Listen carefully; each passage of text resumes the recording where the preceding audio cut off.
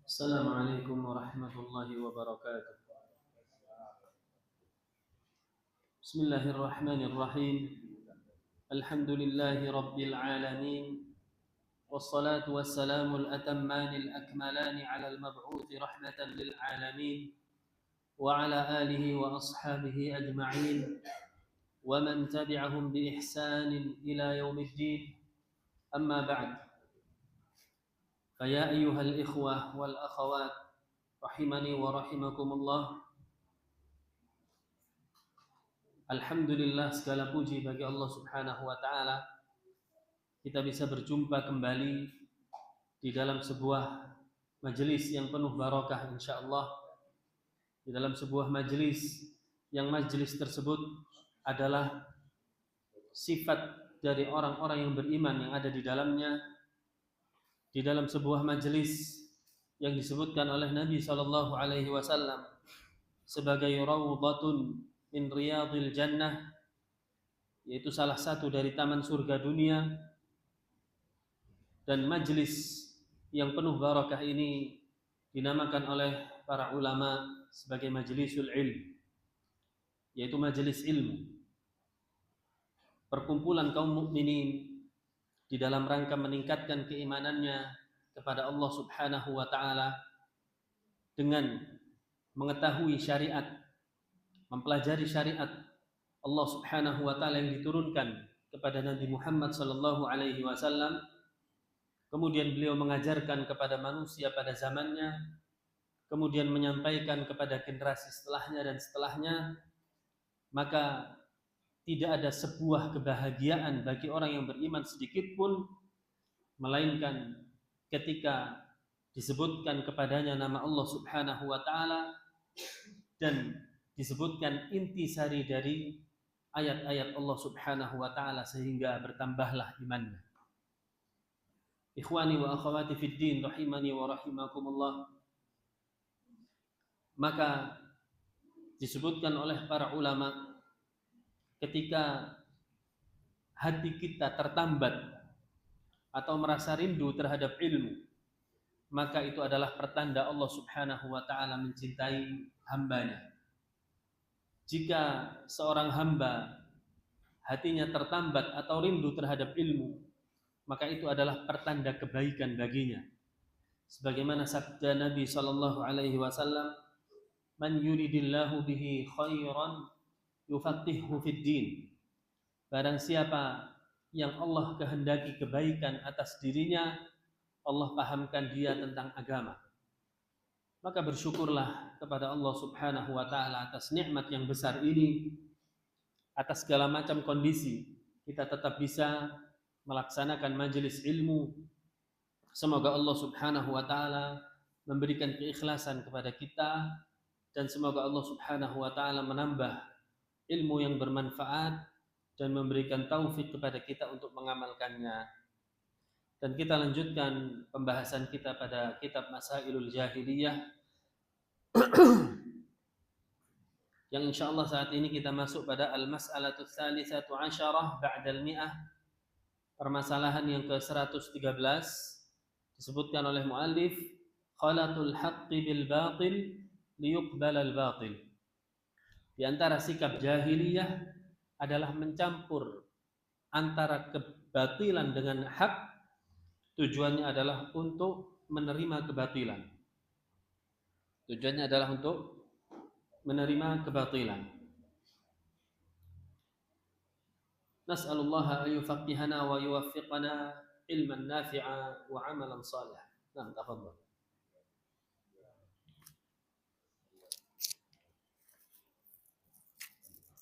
Alhamdulillah.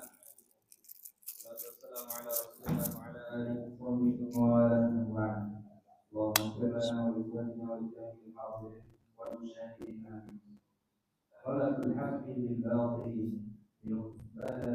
ليقبل الباطل والمسألة الثالثة عشرة بعد المئة لبس الحق بالباطل. Nah, di sini disebutkan termasuk perkara jahiliyah adalah perbuatan mencampur aduk antara yang batil dengan yang hak.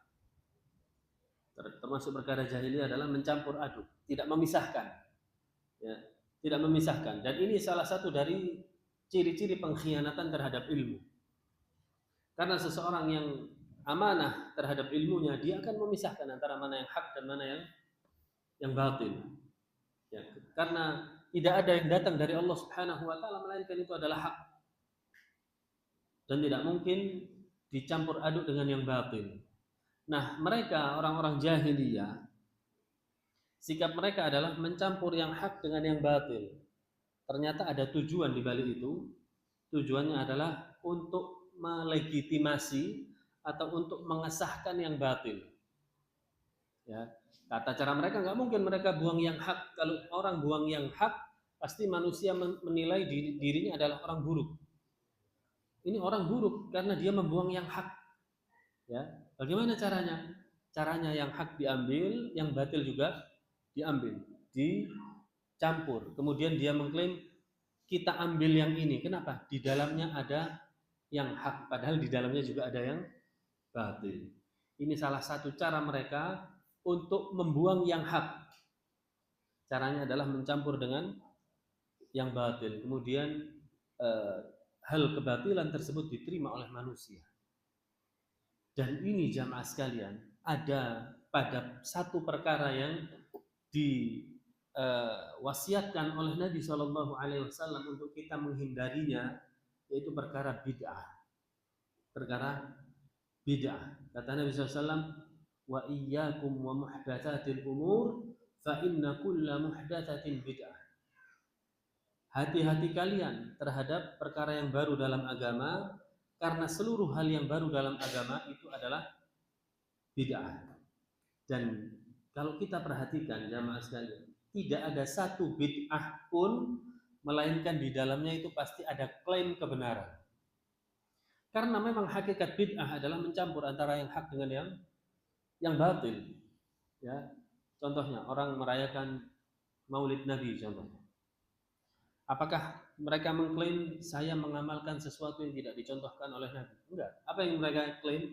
Saya cinta kepada Nabi. Cinta kepada Nabi hak. Hak. Tapi mengadakan sesuatu yang baru yang Nabi tidak contohkan adalah batil, jadi campur. Tapi klaimnya apa? Ini bukti cinta kami kepada Nabi. Kemudian seseorang mengadakan ritual-ritual barangkali setelah kematian. Setelah kematian ada ritual-ritual. Apa klaimnya? Apa yang mereka akui dari perbuatan tersebut? Sedekah, memberi makan orang lain. Sedekah, memberi makan orang lain hak. Tapi ritual-ritual dengan hari tertentu setelah kematian batil. Ibadah yang diada-adakan mereka campur. Ketika dikatakan Pak ini bid'ah, masa bid'ah memberikan makan kepada orang lain bid'ah, masa sedekah bid'ah. Dan seterusnya seluruh amalan bid'ah pasti menggabungkan. Ada yang hak, ada yang batil. Oleh karenanya ketika seseorang mengatakan bid'ah hasanah, seolah-olah tidak ada perbuatan bid'ah di muka bumi. Orang kalau mengatakan ini bid'ah hasanah, lalu mana bid'ah yang sayyi'ah? Mana bid'ah yang buruk? Semuanya bid'ah hasanah. Ya. Orang yang mengklaim adanya bid'ah hasanah, lama-kelamaan dia akan mengatakan bid'ah itu sebenarnya nggak ada. Karena tidak ada satupun orang yang berbuat bid'ah pasti mengatakan apa? Saya melakukan ibadah ini, kenapa dilarang? Beda dengan orang berbuat maksiat, jelas melakukan yang batil. Tapi bid'ah, dia mencampur adukkan antara yang hak dengan yang batil. Salah satunya di dalam sebuah riwayat oleh Sayyid Ibnul Musayyib, ya, Sa'id Ibnul Musayyib, disebutkan bahwasannya ketika beliau ingin sholat atau setelah sholat qabliyah subuh, menunggu iqamah, di sebelahnya ada orang sholat 2 rakaat, sudah sholat 2 rakaat. Kemudian dia bangkit lagi untuk sholat berikutnya. Oleh Sa'id bin Musayyib ditarik, ijlis, duduk. Orang tadi tetap mau sholat. Kata Sa'id bin Musayyib, ijlis, duduk.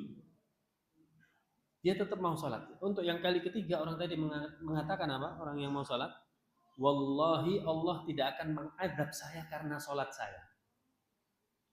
Allah tidak akan mengadab saya karena sholat saya. Ya, ini namanya klaim bid'ah apa? Hasanah. Oleh Sa'id bin Musayyib dijawab, Allah tidak akan mengadab kamu karena sholatmu benar, tapi Allah akan mengadab kamu karena kamu menyelisihi sunnah. Nabi mengatakan, la tatanaffal ba'dal fajr illa raka'atain. Jangan sholat sunnah setelah masuk fajar kecuali dua rakaat. Ya, kita kalau sholat qabliyah subuh aja. Kalau masuk masjid langsung qabliyah subuh itu sudah include tahiyatul masjid. Sudah include, enggak usah ditambah lagi 2. Ya. Sudah cukup 2 rakaat. Beda kalau di rumah sholat 2 rakaat kemudian masuk masjid, ini beda. Sudah cukup, enggak usah sholat lagi. Sebagian kaum muslimin saya lihat dia nunggu antara adzan dan iqamat dikiaskan seperti nunggu khatib naik mimbar. 2 rakaat. Salam, naik lagi 2 rakaat. 2 rakaat. Ini haram hukumnya. Karena setelah fajar menyingsing atau setelah terbit fajar itu sebenarnya waktu larangan untuk sholat kecuali 2 rakaat, yaitu sholat qabliyah subuh dan sholat subuhnya. Ya. Ini semua klaim. Orang yang melakukan bid'ah pasti mengatakan saya sedang berbuat baik, karena tidak ada satu perbuatan bid'ah pun melainkan di dalamnya tercampur antara yang hak dan batil, antara yang hak dan batil. Nah, Mas. Assalamualaikum warahmatullahi min 'adati al-kufari wa ahli al-jahiliyyah min al-yahud wa nasara wa ghairihim labsul haqqi bil batil wal labsu huwa al-khalaqu wa hum yaquluna al-haqqa yukhalliduna al-haqqa wal batil min ajli an yurawiju al-batil لأنه لو كان الباطل وحده ما قبله الأحد لكن إذا لبس بالحق فإن الأضرار نامئين وقاصر النظر يقبلون. Nah, kata Syekh Shalih Fauzan di sini, ya, min adatil kuffar wa ahlil jahiliyah. Di antara kebiasaan orang-orang kafir dan orang-orang jahiliyah, baik dari Yahudi dan Nasrani atau selain mereka, adalah mencampur adukkan antara yang hak dengan yang batil. Contohnya, mereka tawaf di Ka'bah. Ya, tawaf di Ka'bah. Tawaf di Ka'bah adalah perbuatan hak, tetapi mereka campur dengan kebatilan. Apa? Orang yang dari luar tanah haram tidak boleh pakai bajunya, karena dianggap ini baju dibuat untuk perbuatan maksiat. Maka Anda masuk tanah haram untuk tawaf harus menanggalkan baju yang berasal dari rumah. Harus ganti dari baju yang berasal dari tanah haram. Jika tidak ada maka telanjang. Maka mereka telah mencampur adukkan antara hak dan batil. Dan juga termasuk mencampur adukkan hak dan batil adalah menyembah kepada Allah plus menyembah kepada selain Allah. Menyembah kepada Allah hak, tetapi mereka campur dengan kebatilan, yaitu menyembah kepada selain Allah. Ini diantara adat mereka, ya, diantara perbuatan mereka. Wal labsu huwal khalat. Yang dimaksud di sini adalah mencampur adukkan dengan sengaja. Mencampur adukkan dengan sengaja. Fahum yukhallituna al-haqqa wal batil. Maka mereka mencampur adukkan antara yang hak dengan yang batil dengan tujuan untuk menyebarkan kebatilan. Jika seseorang ingin menyebarkan kebatilan, Pak, barangkali orang yang berbuat bid'ah mengatakan, saya ingin menyebarkan kebid'ahan, yaitu perbuatan yang tidak dicontohkan oleh Nabi. Nggak mungkin mereka mengatakan demikian. Mungkin atau tidak? Nggak mungkin. Manusia langsung menolak pasti. Loh, ini perbuatan yang tidak dicontohkan Nabi. Ya enggak lah, mungkin. Apa yang mereka katakan? Ini bukti cinta kita kepada Nabi dengan merayakan Maulid. Ini adalah sedekah di dalam ritual-ritual setelah kematian. Ya. Dan masih banyak kebid'ahan yang lainnya. Beribadah di kuburan. Tujuannya apa? Kata mereka, beribadah di kuburan untuk memuliakan waliullah, untuk memuliakan para ulama. Nah, ternyata tidak demikian praktek dari para sahabat yang mereka jauh lebih memuliakan para ulama, jauh lebih memuliakan waliullah. Ya. Mereka tidak beribadah di kuburan. Nah, ini caranya adalah yang hak diambil, yang batil juga diambil. Tapi tujuannya untuk menyebarkan kebatilan. Jadi keberadaan hak ini tujuannya hanya untuk jembatan saja. Hanya untuk jembatan saja. Li'annahu law kana al-batil wahdahu ma qabilahu ahad. Ya, kata Syekh, karena seandainya jika yang didakwahkan atau disampaikan ini hanya yang batil saja tanpa dicampur dengan yang hak, maka nggak ada yang menerima. Otomatis tidak ada yang menerima. Ya. Lakin akan tetapi apabila dicampur dengan yang hak, maka banyak manusia yang tertipu. Anda melihat terutama orang-orang yang awam terhadap agama. Orang yang awam terhadap agama. Ketika disebutkan ada majelis Maulid Nabi, oh nggak apa-apa. Di situ loh bagi-bagi makan. Di situ berbuat baik kepada sesama manusia. Beribadah di kuburan nggak apa-apa, nggak masalah. Yang penting nggak ganggu orang. Nah, beribadah di kuburan tidak mengapa. Yang penting kalau mereka lakukan itu dengan uang-uang mereka sendiri. Kenapa kita harus sewot? Nah, dan lain sebagainya. Tertipu manusia. Bahkan manusia menuding balik orang-orang yang meluruskan mereka. Manusia menuding balik orang-orang yang meluruskan mereka dengan tuduhan apa? Ekstrim lah. Mau tahu urusan orang lah. Mau masuk surga sendiri, yang lain salah. Dan yang lain sebagainya. Nah, wasal. Wa yaqulun ويقولون هذا في حق ويقبلونه كله أما لو أنهم قبلوا الحق منه فقط وردوا الباطل كان حسنا لكن إذا قبلوه كله فهذا هو الخطأ فالواجب على أهل النظر وأهل العقول السليمة أنهم لا يقبلون الأشياء على عواهنها بل يمحصونها ويعتبرونها ويقبلون ما كان فيها من حق ويردون ما كان فيها من باطل. Nah, kata Syekh Shalih Fauzan di sini, mereka mengatakan, kenapa ini harus ditolak? Kan di dalamnya ada kebenaran sih. Ketika ada perbuatan yang dicampur adukkan hak dan batil, contohnya perbuatan bid'ah, kenapa harus ditolak? Di sini ada kebenaran, ada perbuatan baik di sini. Ya, seperti ada salah satu klaim orang yang mengatakan kenapa Maulid Nabi itu harus ditolak? Di dalamnya ada sholawat. Sholawat hak atau batil? Hak. Kemudian di dalamnya ada zikir. Hak atau batil zikir? Hak. Kemudian di dalamnya ada sedekah. Hak atau batil sedekah? Hak. Lalu kenapa jadi ditolak ketika digabungkan semuanya? Ya, ini adalah syubhat dari mereka. Tidakkah sama? Sholat ada takbir, ada baca Quran, sholat itu. Sholat ada zikir juga, digabungkan jadi sebuah ibadah namanya sholat. Apa bedanya? Apa bedanya itu? Ya, Maulid kok ditolak, sholat disyariatkan. Bukankah sama-sama mengumpulkan beberapa ibadah kemudian dijadikan satu? Kira-kira kalau bahasa ini disampaikan kepada orang awam, Gimana? Sami'na wa ata'na. Selesai sudah. Ya. Ini namanya dalil rujak kan gitu.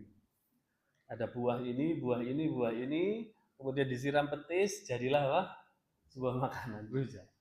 Ya. Kita katakan tidak ada satu ibadah pun yang berhak untuk dikerjakan manusia atau manusia mengatakan ini ibadah atas dasar akal-akalannya sendiri, maka kita tidak bisa mengatakan ini ibadah. Ibadah adalah sesuatu yang dicintai dan diridhoi oleh Allah Subhanahu wa taala. Dari mana kita tahu dicintai dan diridhoi? Dalil. Ada dalil berarti ibadah itu dicintai dan diridhoi oleh Allah Subhanahu wa taala. Ya. Barangkali kita buat satu acara.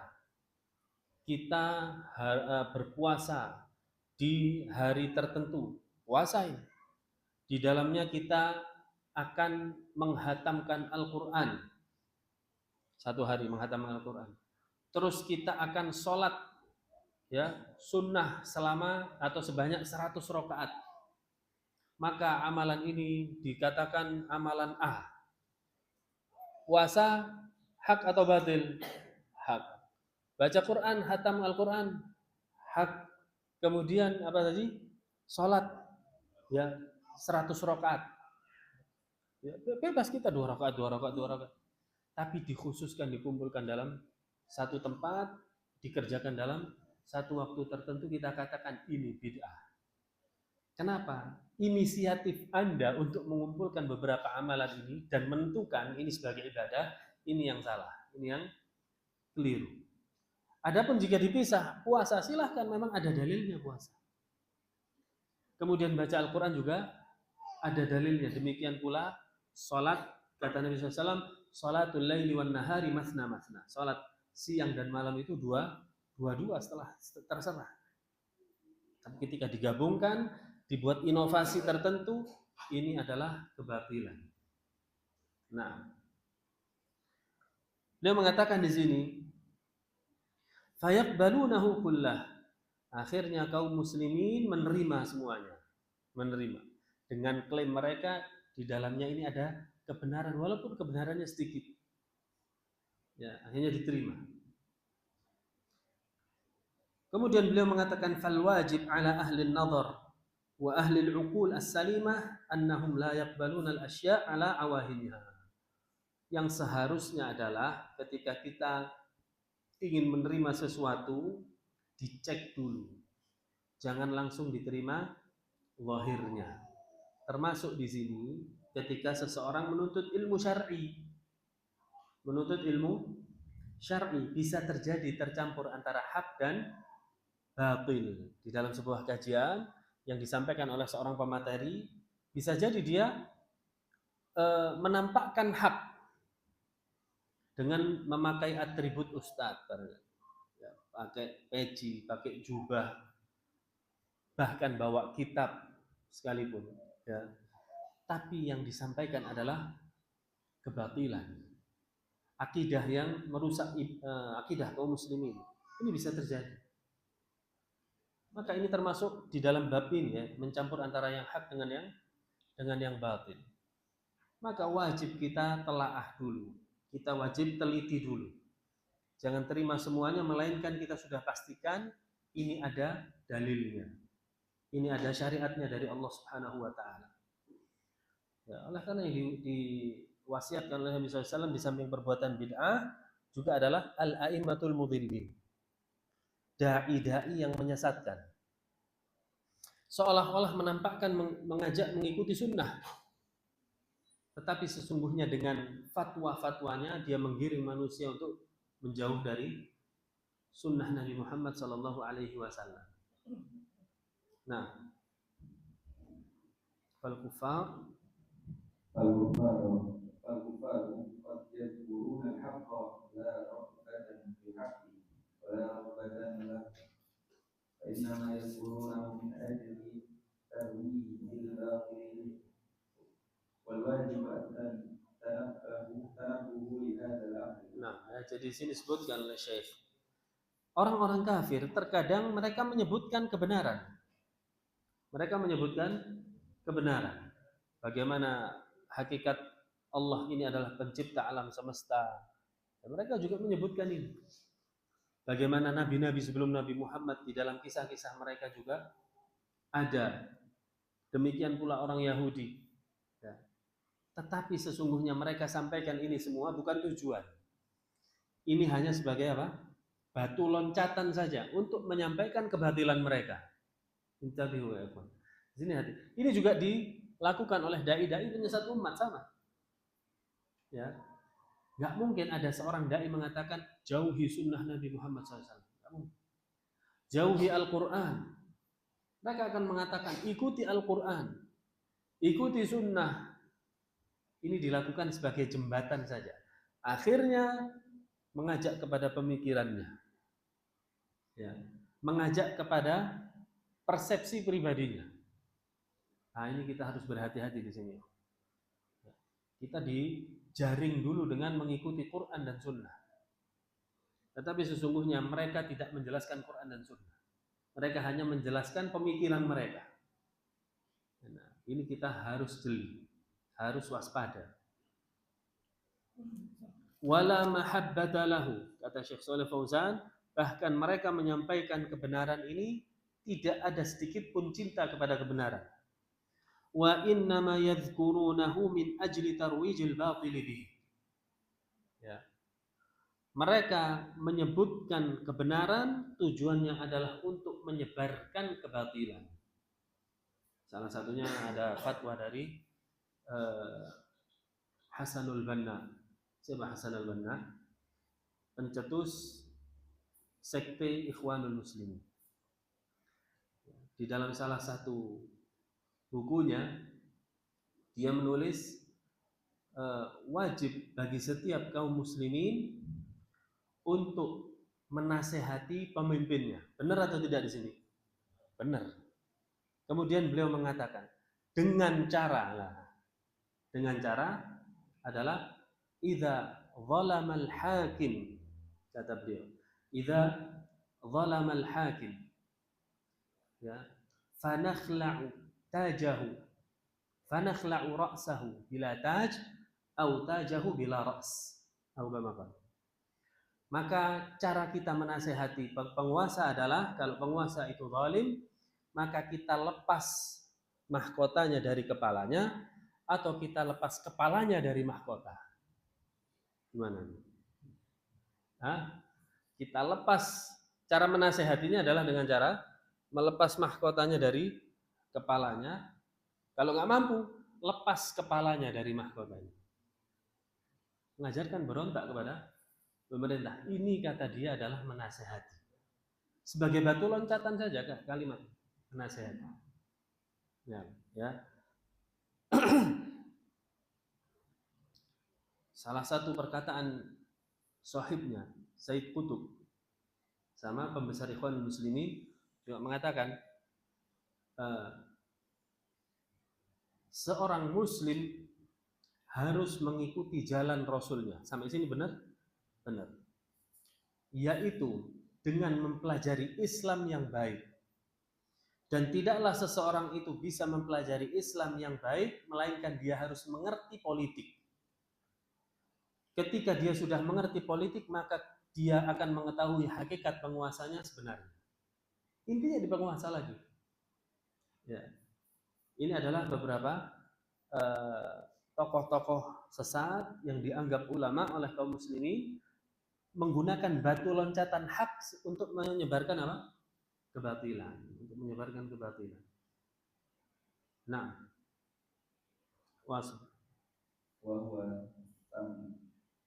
وهو تمييز الأشياء وعدم التسرع في قبولها لما يظهر فيها من بريء الحق حتى تختبر وتمحص ويؤخذ ما فيها من حق ويرد ما فيها من باطل وهذا إنما يعلم أهل العلم وأهل البصيرة وأما العوام والجهال وقاصر النظر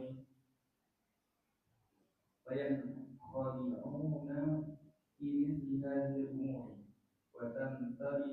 وتنطلي عليهم، لكن الواجب عليهم أن يسألوا أهل العلم ويستشيروا أهل النظر قبل قولها حتى يسلموا من التمويل. Nah, maka di sini dinasihatkan oleh Syekh Shalih Fauzan, wa huwa tamyizul asya. Wajib bagi kita membedakan di dalam memandang sebuah perkara.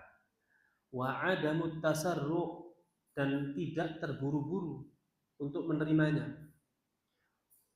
Lamma yadhharu fiha min bariqil haq, walaupun yang nampak sekilas itu adalah al-haq. Ya, nampak sekilas adalah al-haq, seperti kumpul kaum muslimin berbondong-bondong untuk menumpas penguasa yang zalim, turun ke jalan. Nampaknya sekilas seperti al-haq, ternyata di situ banyak sekali kebatilan. Ya, maka Syekh Shalih Fauzan mengatakan, wa amma al-awam wal juhal, ketika orang awam atau yang sedikit ilmunya tentang agama, ya, atau yang memandang tidak jauh pandangannya, akan memandang hal yang disebarkan mereka ini adalah kebenaran. Ya, hal yang disebarkan mereka adalah kebenaran, padahal itu adalah kebatilan. Kata para ulama, idza dhaharatil fitnah ya'lamuha kullul alim. Apabila fitnah itu muncul, orang yang berilmu akan mengetahui ini fitnah. Ya, wa idza adbaratil fitnah ya'lamuha kullul jahil. Apabila fitnah itu sudah hilang, baru orang-orang yang jahil itu tahu, oh ternyata tadi fitnah. Tapi kalau orang yang alim, orang yang tahu, faham tentang ilmu agama, ketika fitnah ini muncul dia sudah tahu, oh ini fitnah, dia menjauh. Tapi orang jahil tahunya kapan dia fitnah? Ketika fitnahnya sudah hilang. Oh ternyata tadi fitnah, dia sudah terjerumus masuk ke dalamnya. Nah ini pun kata Syekh Shalih Fauzan, lakin al-wajib alaihim an yas'alu ahlal ilm. Maka wajib untuk selalu bertanya kepada ahli ilmu, ya, terutama tentang masalah ibadah, masalah akidah, dan permasalahan agama yang lainnya. Wajib bagi kita untuk bertanya kepada ahli ilmu. Wa yastashiru ahlan nazar qabla qabuliha, dan minta arahan kepada orang-orang yang jauh pandangannya.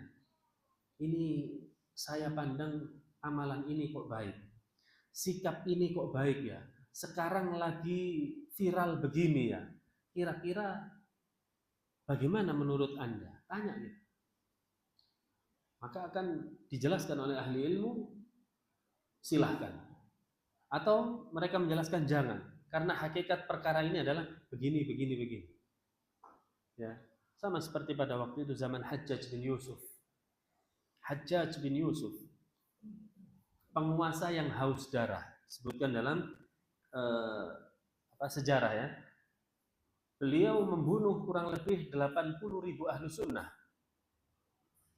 dengan cara dikuliti, Pak, bukan dipenggal, dikuliti. Salah satu yang dibunuh adalah keponakan Nabi SAW, yaitu Abdullah bin Zubair, keponakannya Aisyah tepatnya. Ya, dibunuh oleh Hajjaj bin Yusuf, disalib di tiang salib. Sekelompok kaum muslimin yang dipimpin oleh Al-Ash'ath, ya, termasuk di sana ada Sa'id bin Jubair, atas ijtihadnya. Sa'id bin Jubair adalah seorang ahlu sunnah dari golongan tabi'in, juga keluar memberontak kepada Hajjaj, tapi tidak ada satupun yang mengiyakan. Para ulama pada waktu itu tidak ada satupun yang mengiyakan Sa'id bin Jubair. Ini atas ijtihadnya sendiri. Ya. Kemudian ketika salah seorang dari mereka mendatangi Imam Hasan al-Basri, mungkin memandang ada beberapa ulama yang terlibat di dalam pemberontakan itu, memandang ini adalah hak. Ada seseorang yang datang kepada Hasan al-Basri meminta fatwa. bagaimana sebaiknya sikap saya? Kata Hasan Al-Basri, pulanglah engkau. Pulang. Sesungguhnya pemimpin yang zalim tidak lepas dari dua hal. Imma itu adalah azab dari Allah. Azab dari Allah, ya. Kata Allah Subhanahu wa taala, "Wa kadzalika nuwalli ba'dadh dhalimina ba'dhan bima kanu yaksibun." Demikianlah kami wakilkan untuk sebuah daerah seorang pemimpin sesuai dengan amalan rakyatnya. Ya. Kenapa pemimpinnya joget-joget? Rakyatnya juga suka joget, sonhorek dan lain sebagainya, kan gitu. Kenapa pemimpinnya korupsi? Rakyatnya suka korupsi. Pemimpin adalah gambaran dari rakyatnya. Ya. Jika benar demikian kata Hasan Al-Basri, maka yang wajib bagi kalian adalah taubat. Jika pemimpin yang zalim ini adalah azab dari Allah, bagaimana? Taubat. Berarti Anda sedang berbuat dosa. Atau yang kedua, ini adalah ujian dari Allah. Ujian, musibah. Ya. Sama seperti musibah kelaparan, sama seperti musibah meninggal salah satu anggota keluarga, sama seperti musibah-musibah yang lainnya. Bagaimana seorang mukmin menghadapi musibah? Sabar. Di antara dua. Kalau nggak istighfar, ya sabar. Kata Hasan Al-Basri. Ya. Anas bin Malik pun demikian. Ketika ditanya, bagaimana sikap kita terhadap Hajjaj? Kata Anas bin Malik, jika kalian mengganti dia, memberontak kepada dia, Allah akan gantikan lebih buruk dari dia. Nah, ini minta fatwa kepada ahli ilmu. Ya, demikian. Ini salah satu gambar. Demikian pula Imam Ahmad bin Hanbal. Imam Ahmad bin Hanbal ketika gerombolan kaum muslimin ingin membela Imam Ahmad, ketika Imam Ahmad dipenjara dan dicambuk oleh penguasa pada zaman itu, wahai imam, jika engkau mengatakan serang, kami akan bersama-sama menyerang. Apa kata Imam Ahmad bin Hanbal? Pulang. Darah kaum muslimin yang tertumpah jauh lebih berharga. Pulang. Ya, ini adalah seorang ahli ilmu yang pandangannya jauh ke depan. Hatta yaslamu minat tamwih, ya. Wajib bertanya kepada ahli ilmu sampai dia selamat dari segala macam sikap yang tercampur aduk di dalamnya antara yang hak dengan yang batil. Nah, masuk. Assalamualaikum. Kitmanul haqqi ma'al ilmi.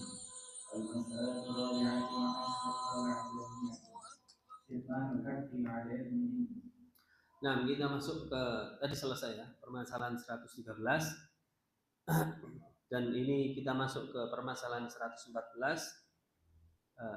Sudah masuk waktu Isya, dan ini permasalahan yang sangat penting sebenarnya, adalah termasuk perkara jahiliyah, kitmanul haqqi ma'al ilmi, menyembunyikan kebenaran atau diam, mulutnya diam ketika tahu ada kesalahan. Dia tahu, dia mengerti kebenaran, tapi dia di tengah-tengah kebatilan, tapi mulutnya diam. Ini adalah perbuatan jahiliyah. Insya Allah kita bahas pada kesempatan yang akan datang. Kurang berapa menit ya? Sudah masuk?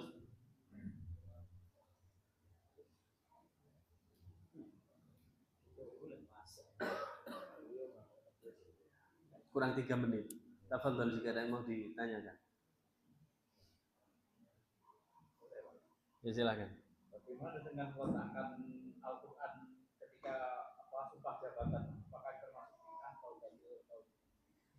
Meletakkan Al-Quran di atas kepala untuk sumpah jabatan tidak termasuk perbuatan bid'ah. Itu termasuk perbuatan yang dibolehkan. Karena Al-Quran makhluk atau bukan? Bukan. Ya, kita bolehnya bersumpah, dilarangnya bersumpah atas nama makhluk. Al-Quran bukan makhluk. Ya boleh bersumpah dengan meletakkan mushaf Al-Quran di atas kepala. Nah, wallah.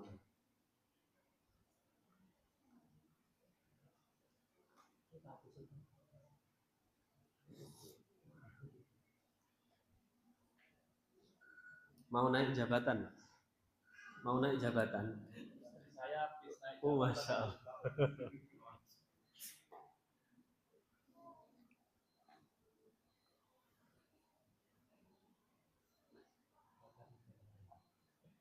Ada lagi cukup? Baik. Jika sudah, kita akhiri pengajian kita. Semoga Allah Subhanahu wa taala memberikan istiqamah kepada kita semuanya untuk senantiasa berada di atas ilmu dan amal. Allahumma aslih lana dinana alladhi huwa ismatu amrina wa aslih lana dunyana allati fiha ma'ashuna wa aslih lana akhiratana allati ilaiha ma'aduna waj'alil hayata ziyadatan lana fi kulli khair waj'alil mauta rahatan lana min kulli syarr. Rabbana hab lana min azwajina wa dhurriyyatina qurrata a'yun waj'alna lil muttaqina imama.